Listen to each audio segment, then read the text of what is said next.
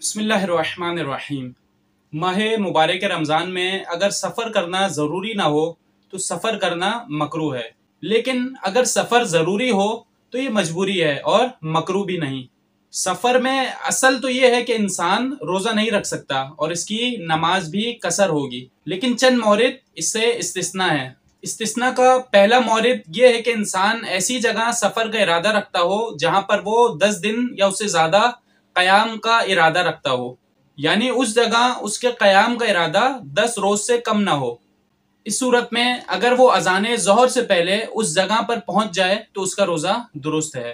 مثلا مشہد مقدس اگر کوئی زیارت کے لیے جا رہا ہے اور وہاں پر اس کے قیام کا جو ارادہ ہے وہ 10 دن سے زیادہ ہے، اور اگر وہ صبح 10 بجے مثلا وہاں پہنچ جاتا ہے تو اس کا روزہ بھی صحیح ہے، بشرط یہ کہ راستے میں اس نے کوئی مبطلات روزہ میں سے یعنی کھانا پینا وغیرہ کوئی کام انجام نہ دیا ہو۔ لیکن اگر کچھ کھایا پیا ہو تو اس دن کا روزہ نہیں رکھ سکتا۔ بس کوئی ایسا شخص جو سفر کر کے وطن یا ایسی جگہ پہنچ رہا ہے جہاں اسے 10 دن رہنا ہے، تو اس کے لیے ماہ مبارک رمضان کے روزے کی نیت کا وقت ظہر سے پہلے ہے۔ بس ایسے شخص کے لیے کوئی معنی نہیں ہے، کوئی رکاوٹ نہیں ہے، وہ روزے کی نیت کر سکتا ہے، اسے حتماً روزہ رکھنا چاہیے۔